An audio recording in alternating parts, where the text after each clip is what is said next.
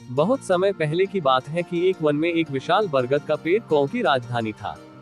हजारों कौए उस पर वास करते थे। उसी पेड़ पर कौ का राजा मेघवर्ण भी रहता था। बरगद के पेड़ के पास ही एक पहाड़ी थी, जिसमें असंख्य गुफाएं थी। उन गुफाओं में उल्लू निवास करते थे। उनका राजा अरिमर्दन था। अरिमर्दन बहुत पराक्रमी राजा था। कौ को तो उसने उल्लुओं का दुश्मन नंबर 1 घोषित कर रखा था। उसे कौ से इतनी नफरत थी कि किसी कौए को मारे बिना वह भोजन नहीं करता था। जब बहुत अधिक कौए मारे जाने लगे तो उनके राजा मेघवर्ण को बहुत चिंता हुई। उसने कौ की एक सभा इस समस्या पर विचार करने के लिए बुलाई। मेघवर्ण बोला, मेरे प्यारे कौ, आपको तो पता ही है कि उल्लुओं के आक्रमणों के कारण हमारा जीवन असुरक्षित हो गया है। हमारा शत्रु शक्तिशाली है और अहंकारी भी। हम पर रात को हमले किए जाते हैं।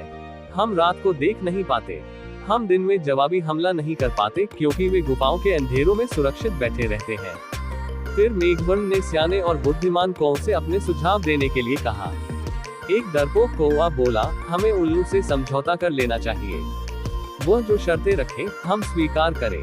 अपने से ताकतवर दुश्मन से पिटते रहने में क्या तुक है। बहुत से कौ ने कां करके विरोध प्रकट किया। एक गर्म दिमाग का कौवा चीखा, हमें उन दुष्टों से बात नहीं करनी चाहिए। सब उठो और उन पर आक्रमण कर दो। एक निराशावादी कौवा बोला, शत्रु बलवान है, हमें ये स्थान छोड़कर चले जाना चाहिए। सियाने कौए ने सलाह दी, अपना घर छोड़ना ठीक नहीं होगा। हम यहाँ से गए तो बिल्कुल ही टूट जाएंगे। हमें यहीं रहकर और पक्षियों से सहायता लेनी चाहिए। कौ में सबसे चतुर व बुद्धिमान स्थिरजीवी नामक कौवा था, जो चुपचाप बैठा सबकी दलीलें सुन रहा था। राजा मेघवर्ण उसकी ओर मुड़ा, महाशय, आप चुप हैं। मैं आपकी राय जानना चाहता हूँ। स्थिरजीवी बोला, महाराज, शत्रु अधिक शक्तिशाली हो तो छल नीति से काम लेना चाहिए। कैसी छल नीति, जरा साफ साफ बताए, स्थिरजीवी। राजा ने कहा। स्थिरजीवी बोला, आप मुझे भला बुरा कहिए और मुझ पर जानलेवा हमला कीजिए। मेघवर्ण चौंका, यह आप क्या कह रहे हैं स्थिरजीवी। स्थिरजीवी राजा मेघवर्ण वाली डाली पर जाकर कान में बोला, छल नीति के लिए हमें यह नाटक करना पड़ेगा। हमारे आसपास के पेड़ों पर उल्लू जासूस हमारी इस सभा की सारी कार्यवाही देख रहे हैं। उन्हें दिखाकर हमें फूट और झगड़े का नाटक करना होगा। इसके बाद आप सारे कौओं को लेकर ऋषिमुख पर्वत पर जाकर मेरी प्रतीक्षा करें। मैं उल्लुओं के दल में शामिल होकर उनके विनाश का सामान जुटाऊंगा। घर का भेदी बनकर उनकी लंका ढाऊंगा। फिर नाटक शुरू हुआ। स्थिरजीवी चिल्लाकर बोला, मैं जैसा कहता हूँ वैसा कर राजा के बच्चे। क्यों हमें मरवाने पर तुला है।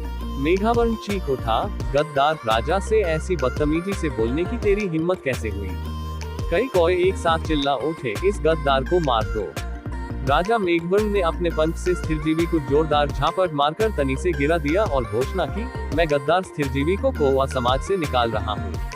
अब से कोई कौवा इस नीच से कोई संबंध नहीं रखेगा। आसपास के पेड़ों पर छिपे बैठे उल्लू जासूसों की आंखें चमक उठी।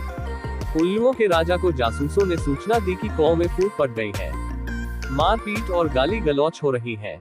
इतना सुनते ही उल्लुओं के सेनापति ने राजा से कहा, महाराज, यही मौका है कौ पर आक्रमण करने का। इस समय हम उन्हें आसानी से हरा देंगे। उल्लुओं के राजा अरिमर्दन को सेनापति की बात सही लगी। उसने तुरंत आक्रमण का आदेश दे दिया। बस फिर क्या था, हजारों उल्लुओं की सेना बरगद के पेड़ पर आक्रमण करने चल दी। परंतु वहां एक भी कौवा नहीं मिला। मिलता भी कैसे। योजना के अनुसार मेघवर्ण सारे कौओं को लेकर ऋषिमुख पर्वत की ओर कूच कर गया था। पेट खाली पाकर उल्लुओं के राजा ने थूका, कौए हमारा सामना करने की बजाय भाग गए। ऐसे कायरों पर हजार थू। सारे उल्लू हू हू की आवाज निकालकर अपनी जीत की घोषणा करने लगे। नीचे झाड़ियों में गिरा पड़ा स्थिरजीवी कौवा ये सब देख रहा था। स्थिरजीवी ने कां की आवाज निकाली। उसे देखकर जासूस उल्लू बोला, अरे, ये तो वही कौवा है जिसे इनका राजा धक्का देकर गिरा रहा था और अपमानित कर रहा था। उल्लुओं का राजा भी आया। उसने पूछा, तुम्हारी ये दुर्दशा कैसे हुई। स्थिरजीवी बोला, मैं राजा मेघवर्ण का नीति मंत्री था। मैंने उनको नेक सलाह दी कि उल्लुओं का नेतृत्व इस समय एक पराक्रमी राजा कर रहे हैं। हमें उल्लुओं की अधीनता स्वीकार कर लेनी चाहिए। मेरी बात सुनकर मेघवर्ण क्रोधित हो गया और मुझे फटकार कर कौ की जाति से बाहर कर दिया। मुझे अपनी शरण में ले लीजिए। उल्लुओं का राजा अरिमर्दन सोच में पड़ गया। उसके सियाने नीति सलाहकार ने कान में कहा, राजन, शत्रु की बात का विश्वास नहीं करना चाहिए। ये हमारा शत्रु है। इसे मार दो। एक चापलूस मंत्री बोला, नहीं महाराज, इस कौए को अपने साथ मिलाने में बड़ा लाभ रहेगा।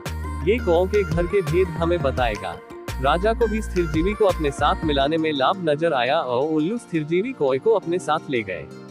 वहां अरिमर्दन ने उल्लू सेवकों से कहा, स्थिरजीवी को गुफा के शाही मेहमान कक्ष में ठहराओ, इन्हें कोई कष्ट नहीं होना चाहिए। स्थिरजीवी हाथ जोड़कर बोला, महाराज आपने मुझे शरण दी, यही बहुत है। मुझे अपनी शाही गुफा के बाहर एक पत्थर पर सेवक की तरह ही रहने दीजिए। वहां बैठकर आपके गुण गाते रहने की ही मेरी इच्छा है। इस प्रकार स्थिरजीवी शाही गुफा के बाहर डेरा जमाकर बैठ गया। गुफा में नीति सलाहकार ने राजा से फिर से कहा, महाराज शत्रु पर विश्वास मत करो, उसे अपने घर में स्थान देना तो आत्महत्या करने समान है। अरिमर्दन ने उसे क्रोध से देखा, तुम मुझे ज्यादा नीति समझाने की कोशिश मत करो, चाहो तो तुम यहाँ से जा सकते हो। नीति सलाहकार उल्लू अपने 2-3 मित्रों के साथ वहां से सदा के लिए ये कहता हुआ, विनाशकाले विपरीत बुद्धि। कुछ दिनों बाद स्थिरजीवी लकड़ियां लाकर गुफा के द्वार के पास रखने लगा। सरकार, सर्दियां आने वाली है, मैं लकड़ियों की झोपड़ी बनाना चाहता हूं ताकि ठंड से बचाव हो। धीरे धीरे लकड़ियों का काफी ढेर जमा हो गया। एक दिन जब सारे उल्लू सो रहे थे तो स्थिरजीवी वहां से उठकर सीधे ऋषिमुख पर्वत पर पहुंचा, जहां मेघवर्ण और कौओं सहित उसी की प्रतीक्षा कर रहे थे। स्थिरजीवी ने कहा, अब आप सब निकट के जंगल से जहां आग लगी है एक एक जलती लकड़ी चोंच में उठाकर मेरे पीछे आइए।